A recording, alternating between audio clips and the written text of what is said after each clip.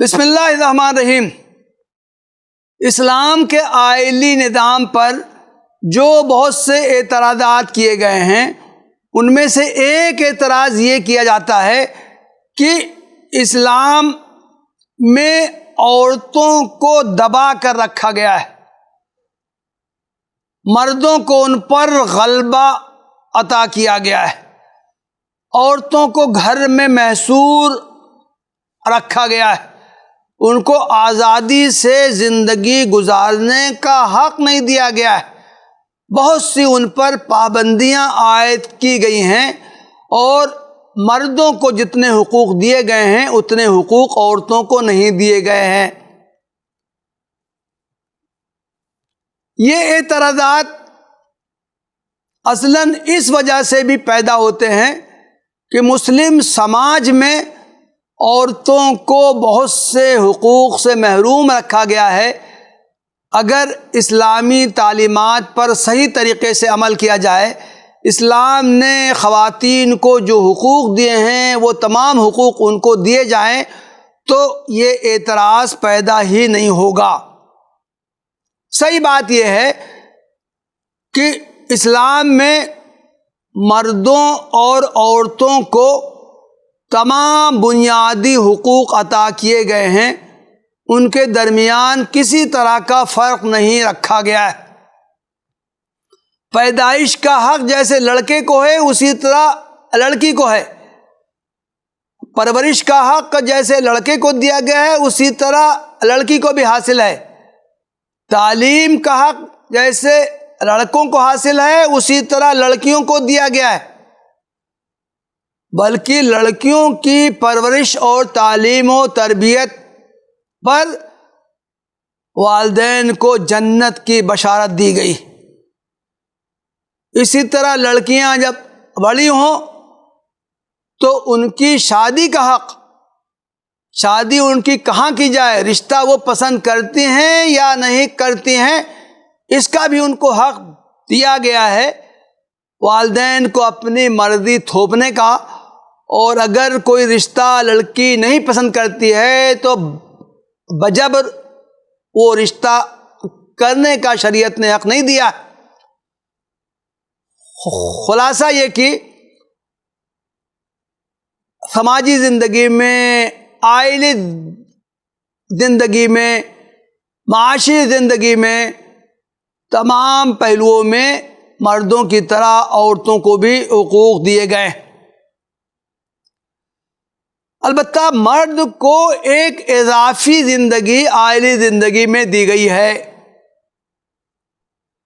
وہ ہے خاندان کی سربراہی کا حق۔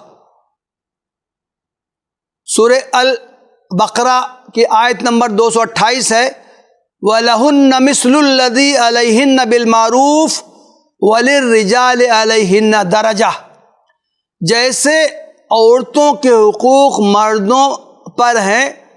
اسی طرح مردوں کے حقوق عورتوں پر ہیں، البتہ مردوں کو یعنی شوہروں کو عورتوں پر ایک درجہ فضیلت دی گئی ہے۔ اسی بات کو سورہ النساء کی آیت نمبر 34 میں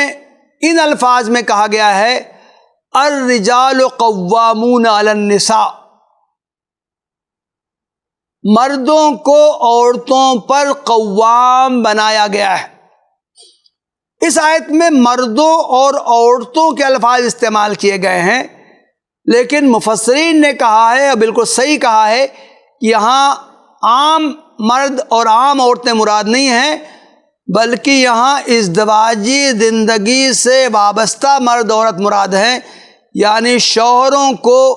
بیویوں کا قوام بنایا گیا ہے۔ یہ قوام عربی زبان کا لفظ ہے، قرآن کا اردو میں ترجمہ کرنے والے متعدد حضرات نے قوام ہی کا لفظ استعمال کیا ہے،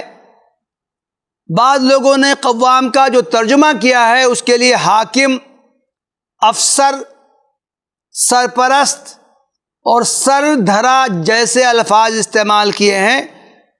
ان الفاظ سے غلط فہمی پیدا ہوتی ہے۔ یہ قوام کے عربی زبان میں معنی نگرانی کرنے والا، خبرگیری کرنے والا، دیکھ بھال کرنے والا، کفالت کرنے والا، خرچ اٹھانے والا، ان الفاظ میں لفظ قوام کا استعمال ہوا ہے۔ عربی زبان میں اس کی بہت سی مثالیں بیان کی گئی ہیں، اس وقت مثالیں بیان کرنے کا موقع نہیں ہے۔ خلاصہ یہ کہ قوام کا ترجمہ حاکم سے کرنا، افسر سے کرنا، اس کی وجہ سے اس کا مفہوم سمجھنے میں غلطی ہوتی۔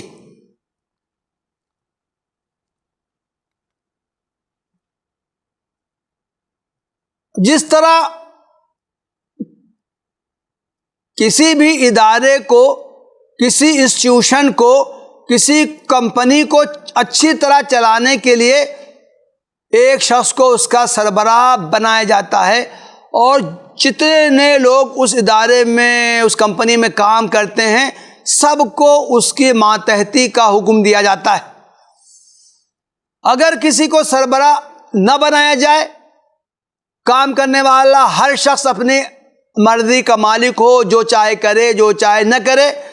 کوئی اس سے پوچھ گچھ کرنے والا کوئی نہ ہو، کوئی اس کو حکم دینے والا نہ ہو، کوئی اس کو ذمہ داری بتانے والا نہ ہو، کوئی اس کو اس کے کاموں کا جائزہ لینے والا نہ ہو، تو پھر وہ کمپنی، وہ ادارہ صحیح طریقے سے کام نہیں کر سکتا۔ اسی طرح خاندان کا جو ادارہ ہے، اسلام نے اس کی سربراہی مرد کو سونپی، مرد کو اس کا ذمہ دار بنایا ہے۔ چنانچہ سورہ النساء کی اس آیت میں جہاں یہ کہا گیا ہے کہ شوہر بیویوں پر قوام ہیں، ان کے نگراں ہیں، ان کے سربراہ ہیں، ساتھ ہی آگے اس کے دو اہم اسباب بھی بیان کیے گئے۔ کہا گیا ہے بما فضل اللہ بعضهم علی بعض، اس لیے کہ اللہ تعالیٰ نے ان میں سے بعض کو بعض پر فضیلت بخشی۔ یہ فضیلت وہابی ہے۔ یہاں بھی ایک لطیف نکتہ یہ ہے کہ صراحت نہیں کر دی گئی ہے کہ اللہ تعالیٰ نے مردوں کو عورتوں پر فضیلت بخشی، شوہروں کو بیویوں پر فضیلت بخشی ہے، یہ نہیں کہا گیا ہے، بلکہ کہا گیا ہے کہ اللہ تعالیٰ نے بعض کو بعض پر فضیلت دی ہے۔ اس سے یہ اشارہ مقصود ہے کہ اس کا امکان ہے کہ بعض پہلوؤں سے عورت کو فضیلت حاصل ہو، بعض پہلوؤں سے مرد کو فضیلت حاصل ہو۔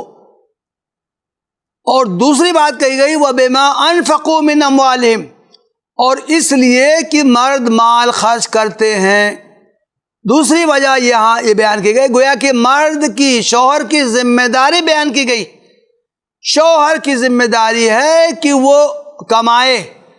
شوہر کی ذمہ داری ہے کہ وہ خاندان کے مصارف کا انتظام کرے،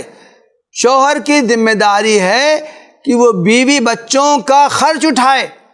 تو یہ دو باتیں کہی گئی ہیں، اور ان دونوں باتوں کی وجہ سے شوہروں کو بیویوں کا قوام بنایا گیا ہے۔ یہ ایک اضافی ذمہ داری ہے۔ اس کا عین امکان ہے کہ جب کسی شخص کو کوئی ذمہ داری دی جائے تو وہ اس ذمہ داری کا غلط استعمال کرنے لگے، جو اس کے ماتحت ہوں ان پر وہ اپنی دھونس جمانے لگے، ان پر اپنا احسان جتانے لگے، ان کے مقابلے میں خود کو بڑا سمجھنے لگے۔ ان چیزوں کے اندیشے تھے، اس لیے شوہروں کو متعدد ہدایات دی گئی ہیں۔ وہ ہدایات قرآن کریم میں بھی مذکور ہیں اور احادیث میں بھی ان کی صراحت کی گئی ہے۔ مثال کے طور سے قرآن مجید میں یہ صراحت کی گئی ہے، اللہ تعالیٰ نے مردوں کو، شوہروں کو مخاطب کر کے حکم دیا ہے وَعَاشِرُوهُنَّ بِالْمَعْرُوفِ، اور عورتوں کے ساتھ معروف طریقے سے بھلا برتاؤ کرو۔ اللہ کے رسول صلی اللہ علیہ وسلم نے ارشاد فرمایا استوصوا بالنساء خیرا، لوگو میں تمہیں عورتوں کے معاملے میں بھلا رویہ اختیار کرنے کی تاکید کرتا ہوں۔ ایک مرتبہ اللہ کے رسول صلی اللہ علیہ وسلم نے فرمایا خیرکم خیرکم لأہلہ وانا خیرکم لأہلی، تم میں سے بہتر لوگ وہ ہیں جو اپنے گھر والوں کے لیے بہتر ہوں، اور میں تم میں سب سے بہتر ہوں گھر والوں کے ساتھ معاملہ کرنے کے معاملے میں۔ ایک حدیث میں ہے کہ اللہ کے رسول صلی اللہ علیہ وسلم نے سماج کے مختلف طبقات کی ذمہ داریاں بیان کی، اسی طرح آپ نے خانگی زندگی میں ذمہ داری بیان کرتے ہوئے آپ نے فرمایا الرجل راعٍ علی اہل بیتہ وہو مسئول عن رعیتہ، مرد اپنے گھر والوں کا نگراں ہے، ذمہ دار ہے، اور جو لوگ اس کے زیر نگرانی ہیں ان کے بارے میں اس سے باس پوچھ کی جائے گی۔ اسی حدیث میں آپ صلی اللہ علیہ وسلم نے فرمایا کہ عورت بھی نگراں ہے شوہر کے گھر کے معاملے میں، شوہر کے بچوں کے معاملے میں، اور عورت سے بھی اسی طرح باس پرس کی جائے گی۔ تو میں نے یہ جو آیت ابھی پیش کی ہے کہ اس میں الرجال قوامون علی النساء، جہاں مردوں کو عورتوں کا، شوہروں کو بیویوں کا قوام بنایا گیا ہے، نگراں بنایا گیا ہے، اسی میں آگے بیویوں کا تذکرہ کرتے ہوئے فرمایا گیا ہے فالصالحات قانتات، جو نیک عورتیں ہیں وہ اطاعت شعار ہوتی ہیں، وہ اللہ کی بھی اطاعت کرتی ہیں اور شوہروں کی بھی اطاعت کرتی ہیں۔ آگے فرمایا گیا حافظات للغیب بما حفظ اللہ، وہ غائبانے میں، شوہروں کے غائبانے میں کی غیر حاضری میں حفاظت کرنے والی ہوتی ہیں، شوہر کے گھر کی، شوہر کے بچوں کی، شوہر کے مال کی، اور اپنی عزت و آبرو کی بھی حفاظت کرنے والی ہوتی ہیں۔ تو گیا کہ جہاں ایک طرف اس آیت میں شوہروں کی ذمہ داری بیان کی گئی ہے، اسی طرح ساتھ میں عورتوں کی بھی، بیویوں کی بھی ذمہ داری بیان کر دی گئی ہے۔ آیت کے آخر میں جہاں کچھ اور باتوں کی تلقین کی گئی ہے، مردوں سے کہا گیا ہے کہ اگر عورتوں میں تم سرکشی دیکھو، یہ دیکھو کہ وہ اطاعت نہیں کر رہی ہیں، منمانی کر رہی ہیں، تو ان کی اصلاح کی کچھ تدابیر بیان کی گئی ہیں، لیکن اس کے بعد آخر میں جو ایک ہدایت ہے وہ بھی بہت زیادہ اہم ہے۔ قرآن میں کہا گیا ہے فَإِنْ أَطَعْنَكُمْ فَلَا تَبْغُوا عَلَيْهِنَّ سَبِيلًا،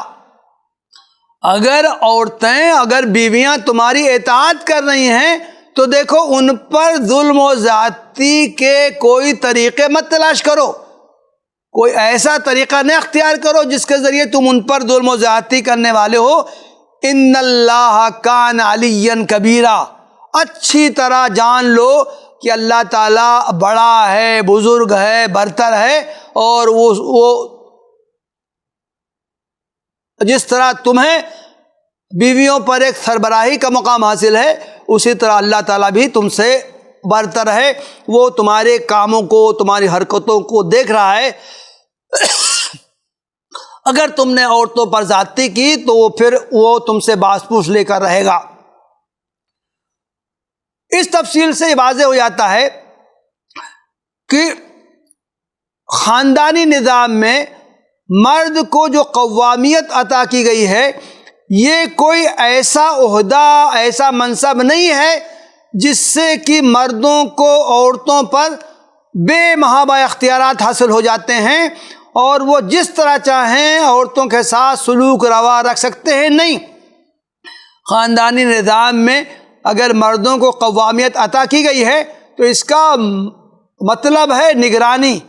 اس کا مطلب ہے ان کی ضروریات زندگی کو پورا کرنا، اس کا مطلب ہے ان کی حفاظت کرنا۔ تو یہ جو ایک اضافی کام جو مردوں کو سونپا گیا ہے، یہ ان کے لیے کوئی پوسٹ نہیں ہے، کوئی اعزاز نہیں ہے، کوئی عہدہ نہیں ہے،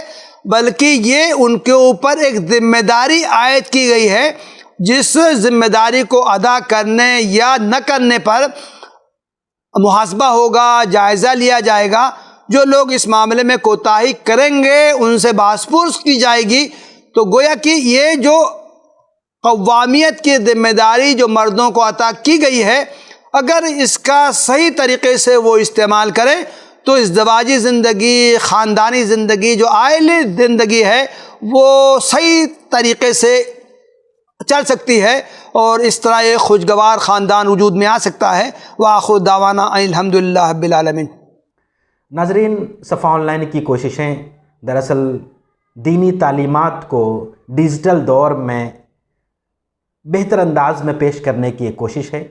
اگر ہماری یہ کوشش آپ کو اچھی لگتی ہے تو آپ سے گزارش ہے کہ اس پروگرام کو اپنے دوستوں میں شیئر کریں، دوسروں تک پہنچائیں، متعلقین کو فارورڈ کریں۔ یہ ایک دینی تحریک ہے، اس میں آپ کا تعاون ہمارے لیے بہت اہم ہے۔ اسی کے ساتھ ہمیں دیجیے اجازت۔ بہت بہت شکریہ۔ جزاک اللہ۔ اللہ حافظ۔